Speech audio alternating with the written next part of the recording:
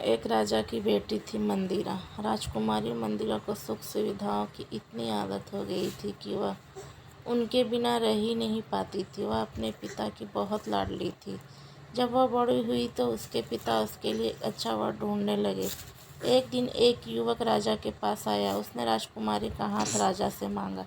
राजा बहुत देर तक उस युवक से बात की। उसके बाद वह उस युवक से राजकुमारी का विवाह करने के लिए तैयार हो गए।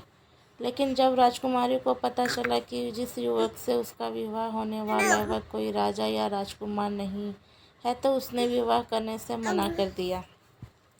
लेकिन राजा भी आखिर उसके पिता थे। अंत में राजा की आज्ञा उसे माननी ही पड़ी। विवाह के बाद दूल्हा और दुल्हन एक गाड़ी में बैठे और अपने घर में रहने चले गए। उनकी गाड़ी सुअरों के एक बाड़े के आगे रुकी। वहीं एक झोपड़ी भी थी। युवक ने कहा, हमारा घर आ गया है, आओ अंदर चले। राजकुमारी को यह देखकर बेहद आश्चर्य हुआ कि उसके पिता ने उसका विवाह एक सूअर पालने वाले से कैसे कर दिया। लेकिन वह अब कुछ भी नहीं कर सकती थी। उसके पति ने उससे कहा,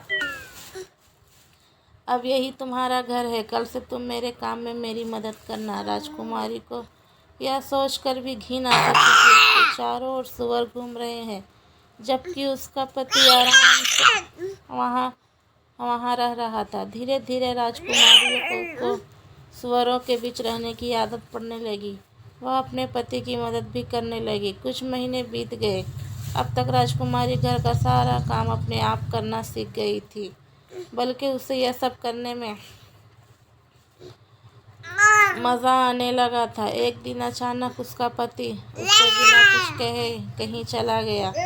काफ़ी देर तक वह वापस ही नहीं आया। फिर वहाँ एक बग्घी आई। देखने में यह किसी राजा की बग्घी लगती थी। बग्घी के कोचवान ने राजकुमारी मंदिरा से कहा, आपको हमारे राजा साहब ने बुलाया है, आइए मेरे साथ चलिए। मंदिरा अब कोई राजकुमारी नहीं बल्कि एक साधारण सुअर वाली थी। वह यह सोचकर डर रही थी कि राजा ने उसे क्यों बुलाया है। शायद मेरे पति से कोई गलती हो गई है, उसने सोचा। कोचवान मंदिरा को एक राजमहल में ले आया। यह उस राज्य के राजा का महल था। उसे राजा के सामने बुलाया गया। उसे समझ नहीं आ रहा था कि उससे क्या भूल हो गई है। उसने हिम्मत करके राजा की ओर देखा। वह पूछने ही वाली थी कि उसे यहाँ क्यों बुलाया गया है, तभी उसे लगा कि उसने राजा को पहले कहीं देखा है। ध्यान से देखने पर उसे पता चला कि सामने राज सिंहासन पर और कोई नहीं, उसका पति था। उसे इस तरह राजा के रूप में देखकर मंदिरा भी उसे तुरंत पहचान नहीं पाई। उसे सम्मान के साथ राजा के बराबर रखे हुए सिंहासन पर बिठाया गया। उसका पति वास्तव में उस राज्य का राजा था। राजकुमारी मंदिरा अब पहले जैसी जिद्दी और घमंडी नहीं रही, इसलिए वह अब रानी बनने के लायक थी।